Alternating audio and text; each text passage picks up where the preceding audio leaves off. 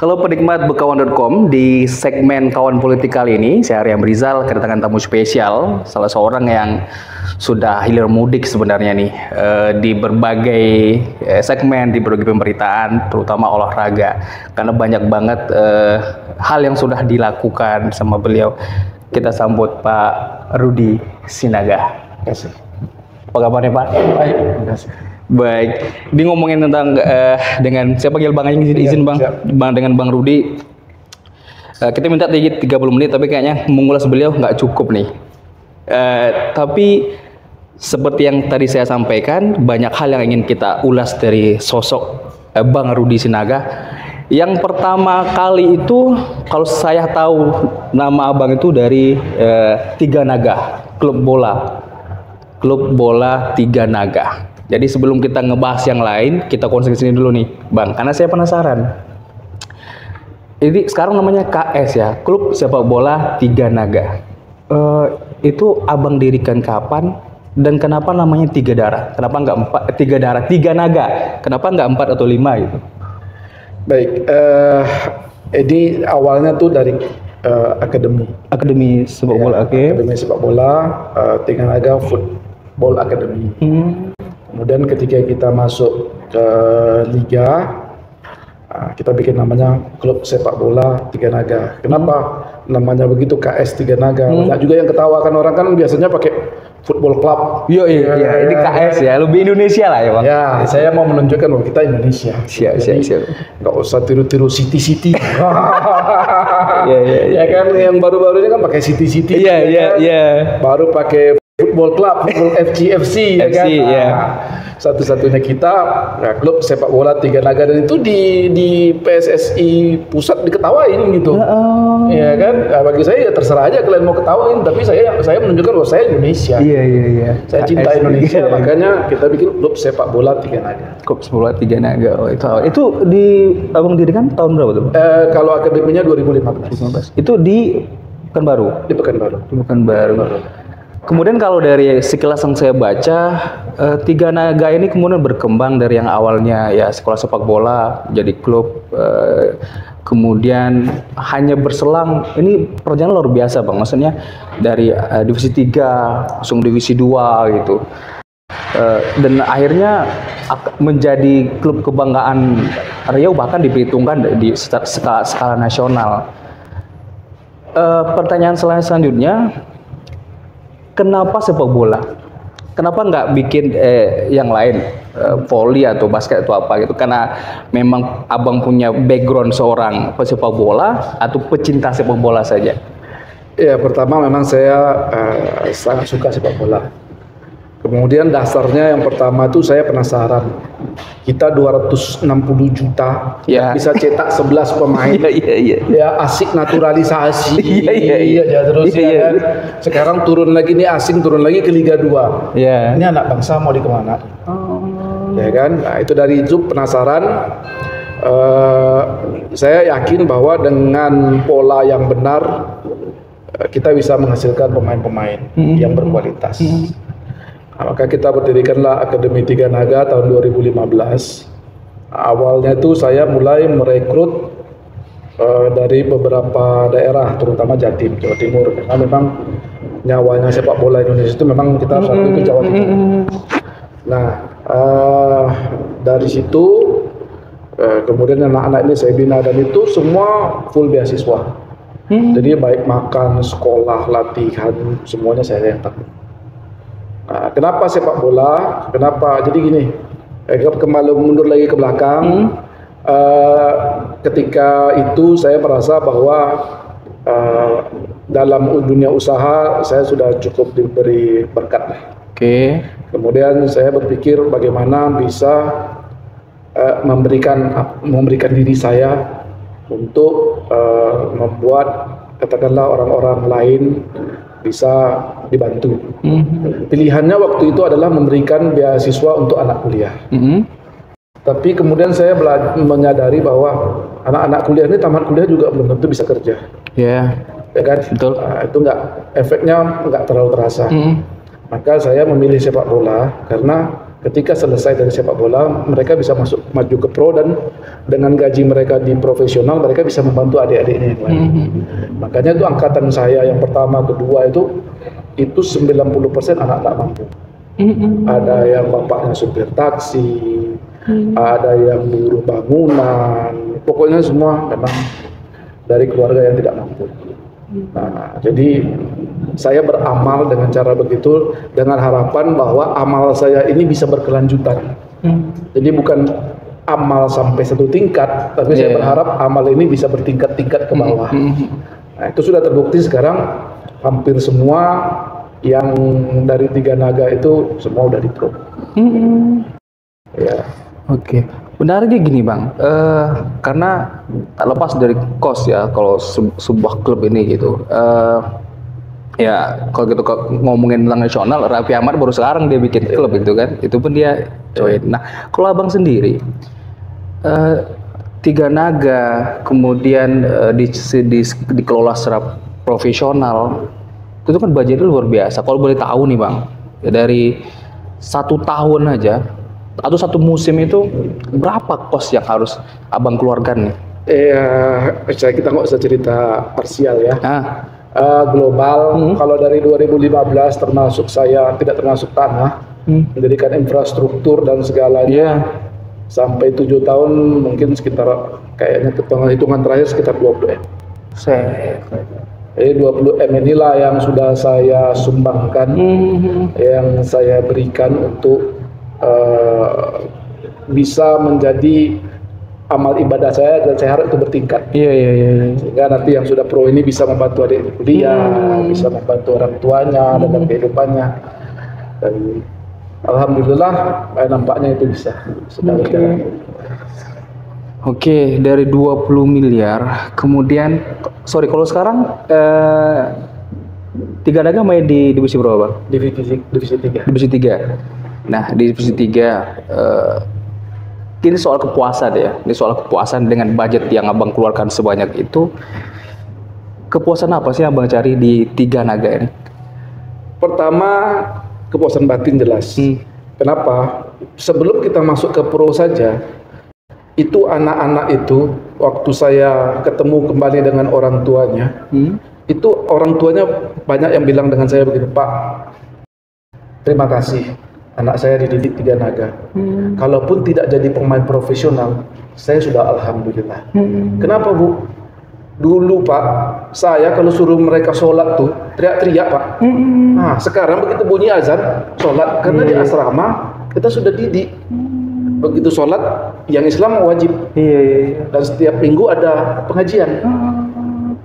Jadi orang-orang tuanya belum anaknya jadi pemain bola aja, mereka udah terima kasih. Dulu kan tau lah anak bola kan bandelnya minta ampun nih. Itu kan saya ngomong lah ya. Biasa lah kan anak bola kan, tengilnya minta ampun kan. Iya. Itu dulu kalau belum pecah telinga urat leher mamanya ini suruh sholat, nggak sholat tuh Pak katanya. Tapi alhamdulillah dididik sama Tiga Naga, pulang ke kampung, bunyi azan, dia manggil adik-adiknya suruh sholat. Kira-kira begitu. Jadi itu kepuasan pertama saya, bahwa saya bisa mendidik mereka menjadi hidup tertib, bangun, disiplin. Nah, kemudian yang kedua ya sekarang ini saya puas lihat mereka bergaji besar.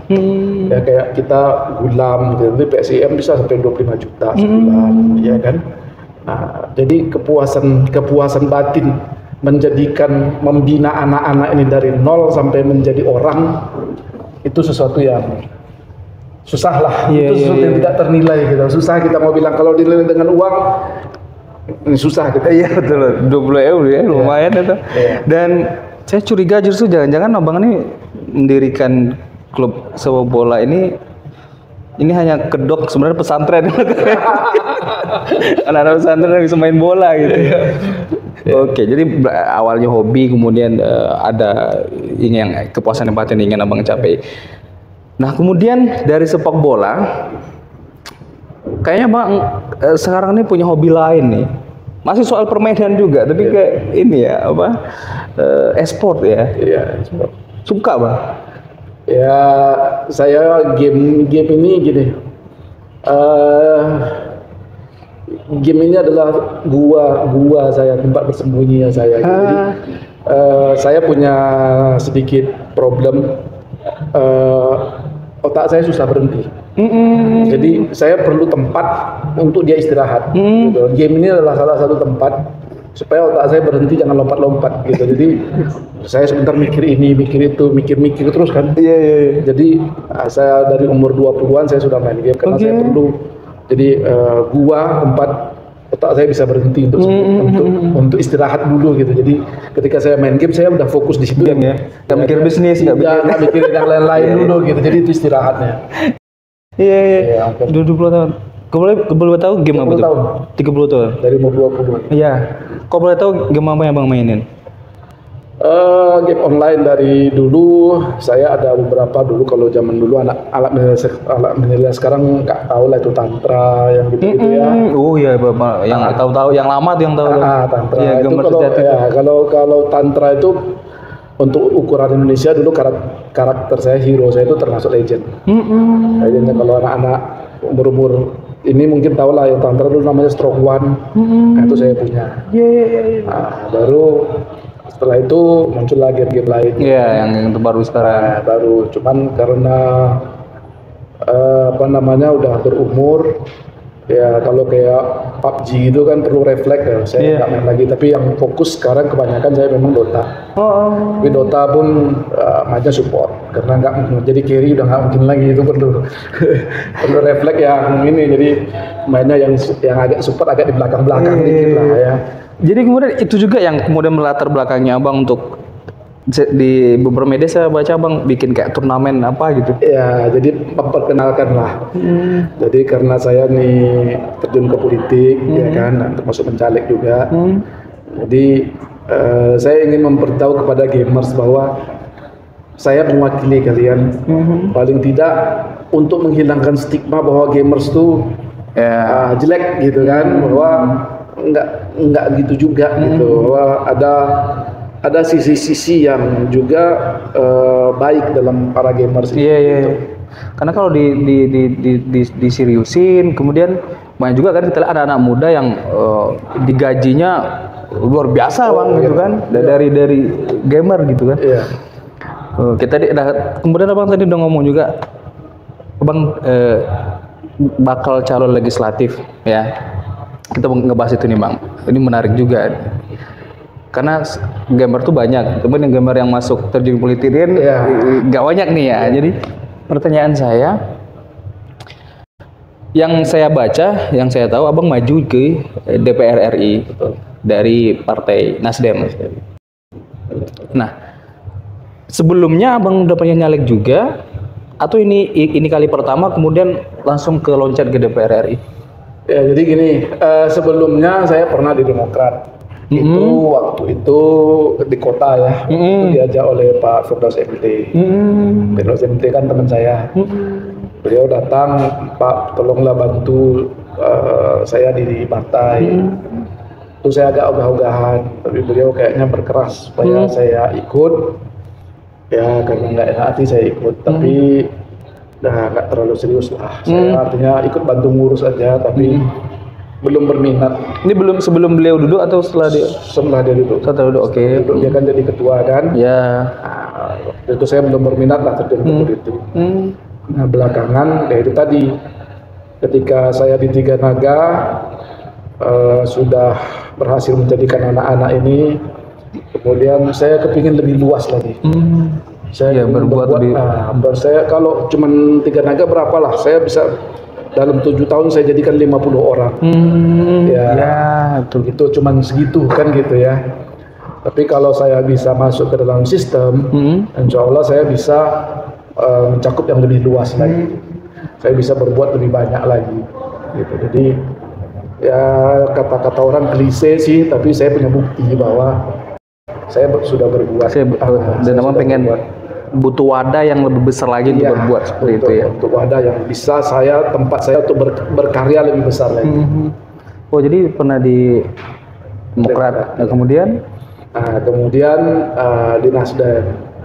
Langsung Nasdem Bang? Ya, langsung Nasdem, dan Nasdem ini para pengurusnya sebetulnya dari periode yang lama sudah ngajak-ngajak saya masuk, tapi saya waktu itu belum sama sekali belum tertarik untuk terjun. Mereka ajak saya itu hampir 5 tahun, hampir 5 tahun ajak saya masuk Nasdem, tapi waktu itu saya belum. Nah, 1 tahun terakhir itu ya kita berpikir saya pengen lebih luas lagi, kira terjun. Nah, untuk nyalek baru di Nasdem? Baru di Nasdem. Baru di Nasdem, London langsung DPR RI. Oke, sebelum kita kenapa Abang milih DPR RI? Kenapa Nasdem?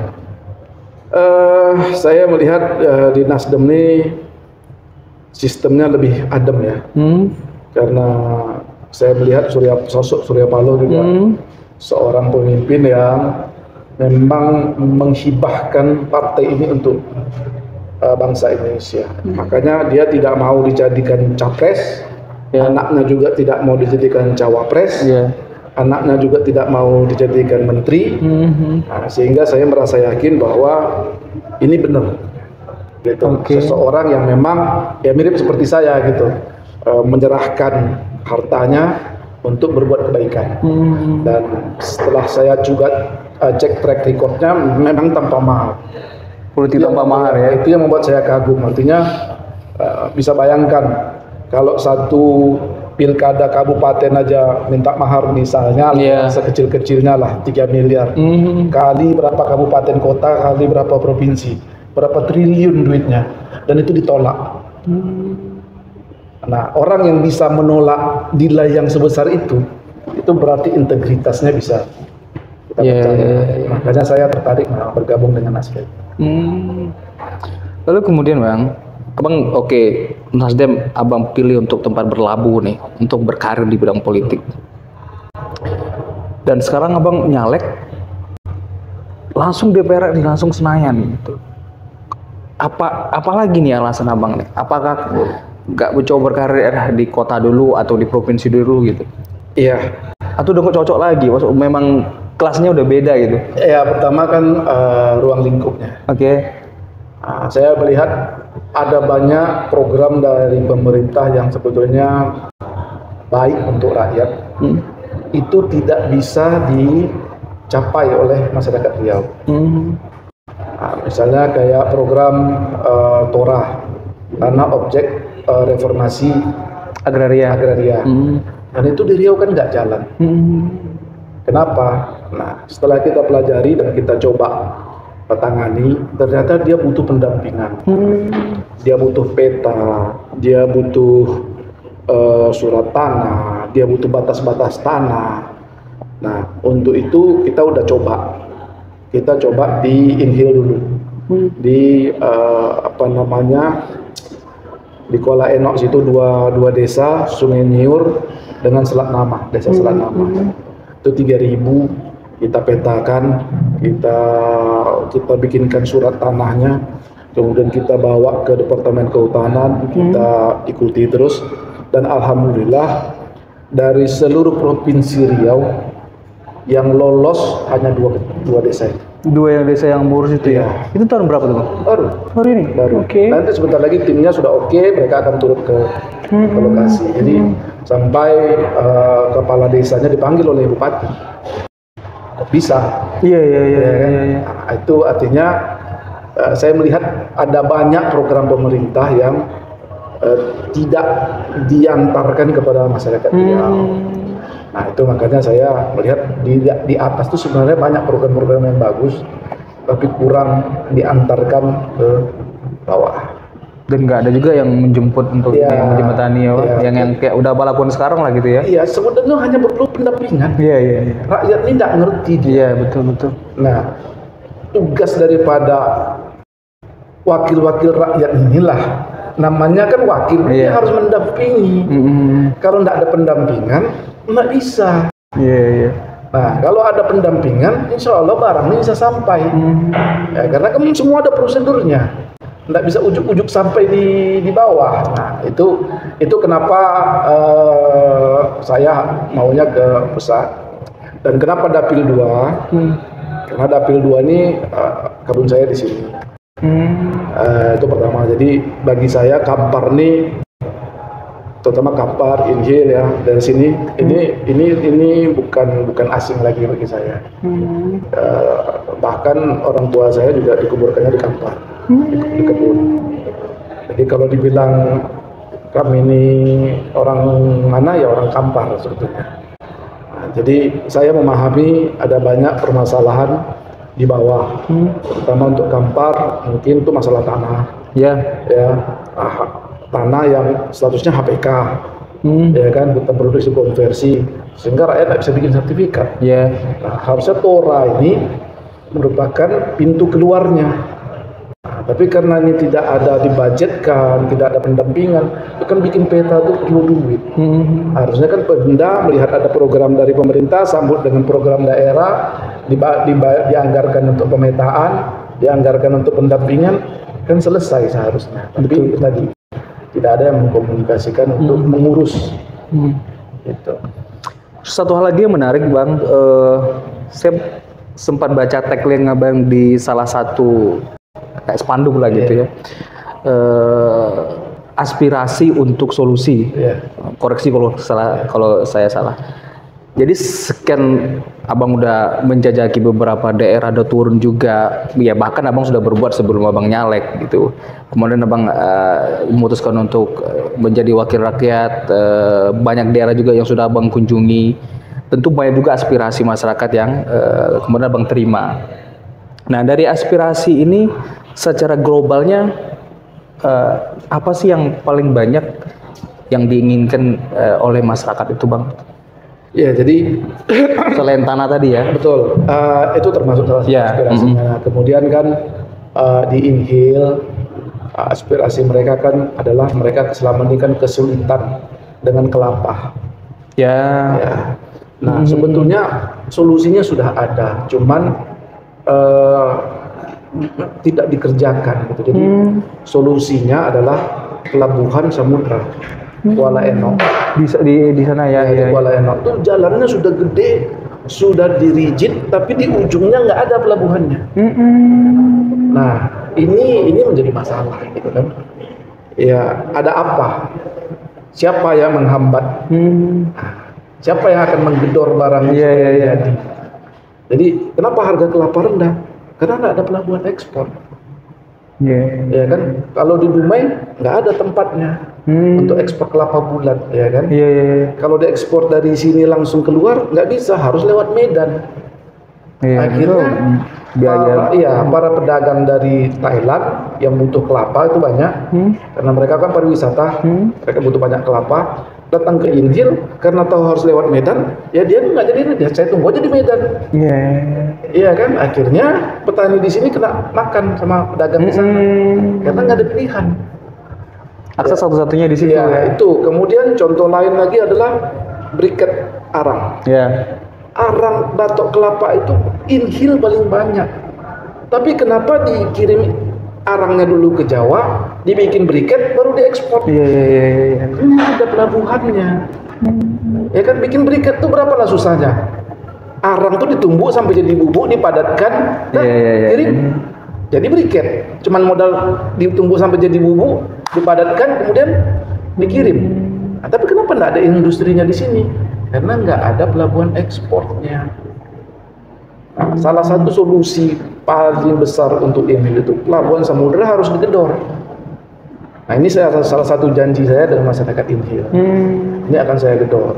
Saya sudah berjanji dan berkomitmen. Kalau dalam 5 tahun ini peletakan batu pertama pun tidak, saya nggak akan nyalek untuk kedua kali. Benar. Saya merasa kalau nggak berhasil ngapain? Nggak rezeki saya. Betul.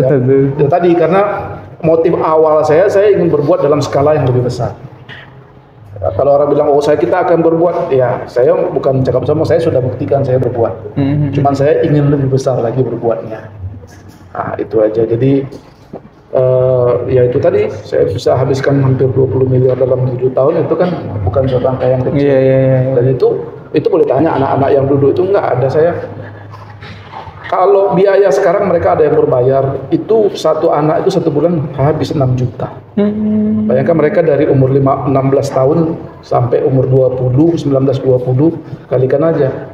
1 bulan 6 juta kali 50 orang kali sekian tahun. Nah, jadi itu nggak main-main gitu, dan itu nggak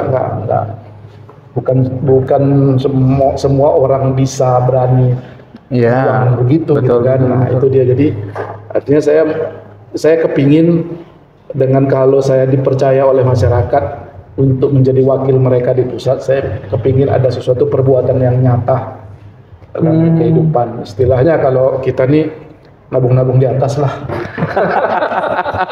Iya. Nabung dikit-dikit, pelan-pelan di atas. Bang, kemudian soal politik. Kalau kita lihat sekarang untuk posisi Riau lah terutama ya, Nasdem kita bukan mengecilkan di yang lain, cuman kalau kita berbicara Riau, Nasdem dengan Anies, efek ini luar biasa gitu. Nah, seberapa optimis Abang menatap 2024 ini? Jadi begini, kita tahu Pak Anies itu terkenal dengan keberpihakan. Dan itu sejalan dengan kita di Nasdem agen perubahan. Oh ya. Ya kan? Jadi memang dengan Anies ini kita berharap bahwa ada sebuah perubahan dan ada keberpihakan yang nyata terhadap masyarakat, terhadap rakyat. Gitu. Mungkin selama ini sudah ada, tapi kita ingin lebih lagi, lebih besar lagi keberpihakan supaya rakyat bisa mendapatkan manfaat yang lebih dari sistem pemerintahan yang demokratis. Nah, itu yang kita harapkan, dan kita harapkan memang dengan efek Anies ini Nasdem bisa menjadi juara paling tidak untuk diri Riau. Selaku kader juga Bang, ini pemilihan kalau disandingkan Pak Anies dengan Caimin itu udah mantap ya? Itu sangat luar biasa. Karena bagaimanapun kita harus mengakui Jawa Timur itu merupakan lumbung yang besar. Dan itu harus diambil. Kemudian juga untuk Riau, NU merupakan organisasi muslim terbesar juga. Betul. Muhammadiyah masih lebih kecil. Karena yang saya tahu itu daerah pesisir semua ke sana itu semua NU. Muhammadiyah kan dari sini ke Qatar ke sini ya. Nah, itu kan pinggir semua, Rohil, Bengkalis, Siak, Tembilahan itu kan markas NU semua. Nah, dengan bergabungnya dua ini kita harapkan NU menjadi solid dan Anies bisa kita jadikan sebagai presiden. Amin. Dan Abang juga bisa duduk di Senayan nanti. Ya, kalau dengan naiknya Pak Anies mudah-mudahan kita lebih gampang. Ya, karena itu tadi, karena beliau berkomitmen dengan keberpihakan. Nah, sehingga kita bisa berbuat lebih banyak lagi untuk masyarakat. Oke. Luar biasa Bang, kayaknya memang nggak cukup 30 menit, tapi mau gimana lagi, saya takutnya baterai alat rekam kita yang kurang. Tapi terima kasih waktunya Pak Rudi, mudah-mudahan sukses dengan 3 naganya, sukses dengan sampai ke Senayan, dan setelah nanti duduk di Senayan, semoga visi misi yang Bapak sampaikan tadi bisa dirasakan oleh masyarakat. Ya, yang paling penting itu kawan-kawan wartawan mengkomunikasikan. Oh siap. Karena kan nggak mungkin saya menggapai semua masyarakat ini, nggak mungkin. Jadi kawan-kawan media mungkin bisa tolong. Artinya ceklah bahwa kita punya track record di belakang. Siap. Gitu kan. Jadi yang tidak bisa bohong itu seperti kata Anies kan track record. Ya kan, apa yang sudah dia buat sebelum dia maju, apa sih yang sudah dia buat untuk masyarakat, gitu kan. Nah, apalagi yang sudah dulu, apa sih yang sudah dia buat? Kan itu pertanyaannya. Track record kan nggak bisa bohong, ya kan? Itu track record juga, udah duduk, lu ngapain gitu ya. Itu betul. Layak nggak untuk dipilih lagi gitu. Gitu. Jadi kita berharap bahwa juga masyarakat lebih maju lagi, bukan memilih dengan alasan satu suku, atau agama. Karena itu tadi, itu sudah kita lewati. Iya. Dan hasilnya seperti ini. Iya. Gitu. Betul, betul, betul. Apakah akan mau dilanjutkan lagi ke depan? Iya. Ataukah kita akan berubah? Iya. Kan? Kira-kira gitu. Jadi alasan primordial dan segala macam itu, mari kita berpikir dengan logika. Dengan logika dan tolong itu tadi, caleg-calegnya harus berani berkomitmen. Iya. Ada sebuah komitmen, ada sebuah janji. Apa yang mau dia buat? Jangan seperti yang sudah-sudah kan. Kayaknya nggak ada janji, nggak ada komitmen, nggak ada program, tapi nyalek juga gitu kan. Iya. Nah, itu yang Dia hanya mewakili kemakmuran rakyat itu iya, dia sendiri ya. Diwakili oleh dia. Dia dan keluarga dan tim-timnya itu.